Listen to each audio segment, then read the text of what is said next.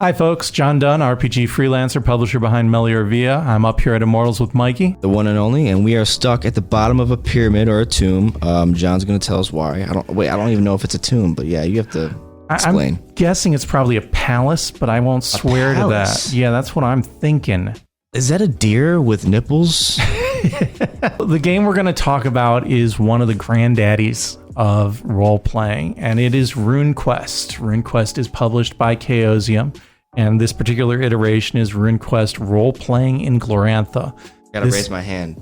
I've heard of Runequest before. All right. Yeah. I am impressed. Keep going. So, Runequest Role-Playing in Glorantha, this is the 4th edition of Runequest published by Chaosium. There have been editions of Runequest published by other publishers, including Mongoose, The Design Mechanism, and Moon Design Publications. But because this is the 4th Chaosium edition, they call this one 4th edition. Greg Stafford was the person who was originally behind Runequest, and he started Chaosium in order to publish Glorantha. Mikey, we've mentioned Chaosium in the past a lot. We have. You remember what other game they published? I mean, that's a very, very, very tough question for me right there. First of all, you just threw a banger at me right off the jump, and if you could name 3 different ones and tell me what one of them is going to be Chaosium, I bet I'll find it. All right, so let's say Dungeons and Dragons, Mutants and Masterminds, and Call of Cthulhu. Dude, I'm gonna go with Call of Cthulhu. You would be correct. You're on fire tonight. I'm done sweating. All right, let's get the sweat glands out of there. So, since this was the game setting that was behind the company that makes Call of Cthulhu, we at least had to give it a nod, right? Absolutely. Shout out Call of Cthulhu. Shout out Chaosium.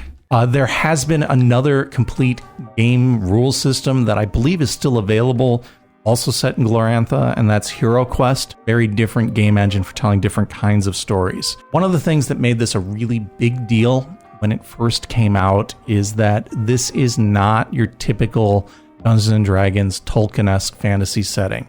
So there are elves, there are dwarves, but they're really different from the versions that are in Tolkien. There are people running around with swords, but they're not medieval swords. This is a Bronze Age setting, which is why we're seeing the people dressed the way they are behind us. It still doesn't explain the nipple having deer. In the Glorantha setting, this particular version is very focused on humans, and I'm told that a lot of Runequest stories are very focused on humans. There are a lot of other races in that setting, and the other races are the elder races. And the elder races include elf-like, and dwarf-like, and troll-like, and a lot of bestial ones, like your deer there. Oh yeah, when you said bestial, I already got the hint. There you go. Also, and for me, this is by far the coolest part of Runequest, is there are duck people.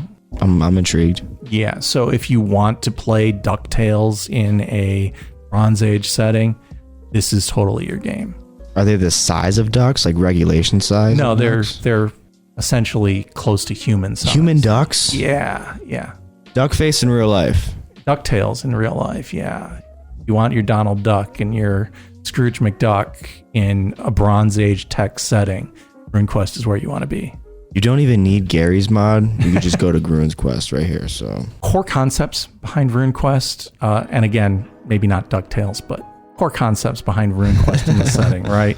Combat's going to be dangerous. This is a Bronze Age setting. Technology isn't going to save your life. Magic isn't necessarily going to save your life. Anytime you're getting into combat, your character is risking their life. Core game mechanics to this are very similar to the core game mechanics for Cthulhu. They're both based on that basic roleplay system, and because of that, your character's never going to be stockpiling reserves to keep them alive. You can die anytime you get into a fight. So it's kind of like easy, like you get stabbed, you're done just like that, or like get harpooned. Usually a couple of stabs, but yeah, a harpoon would probably take you out, right? What about speared? You get speared. Spears are going to leave you with a very bad day in general. Pretty much every character has access to some kind of magic, and the character's runes, thus Runequest, define them, and those runes tie into your religion. The gods are very active in the setting. Characters' passions and their runes grant them power, but they can be lost.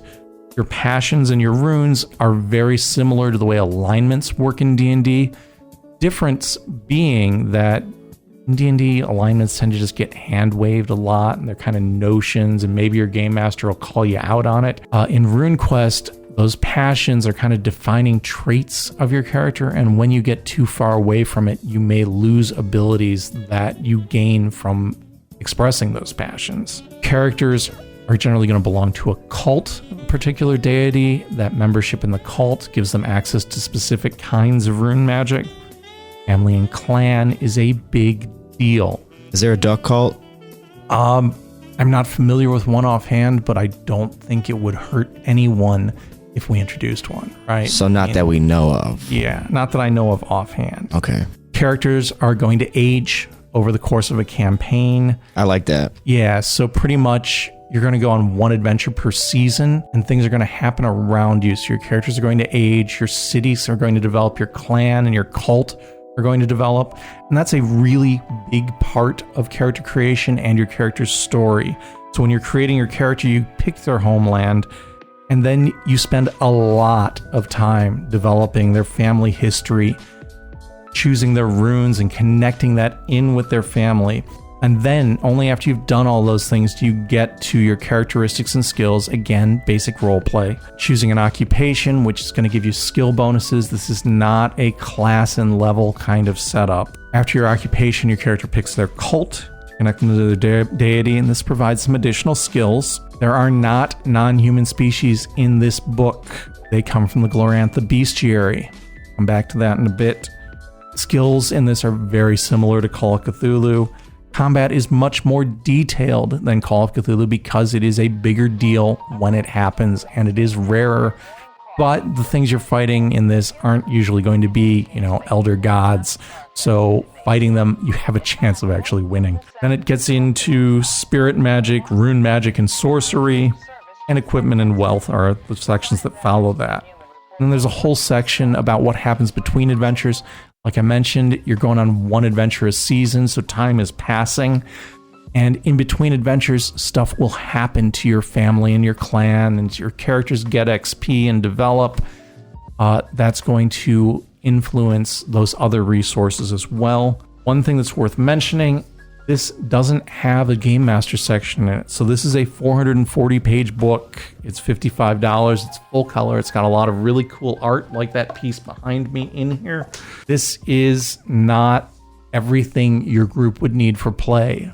Like D&D, are going to want the bestiary because that's going to present some additional creatures for you to, fight. And there is a Game Master's pack that provides more details on the setting and information on being a Game Master along with your screen. For your $55, you're getting started with the game, but it's not everything you're going to need.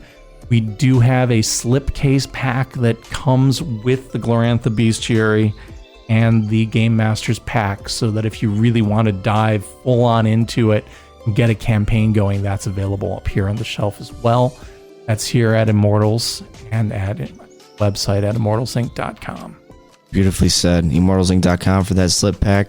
And you might want to, test your bestiaries. Test your deer people, might I say, or duck people. All right. If you're interested, stop in, take a look. Until next time, good gaming.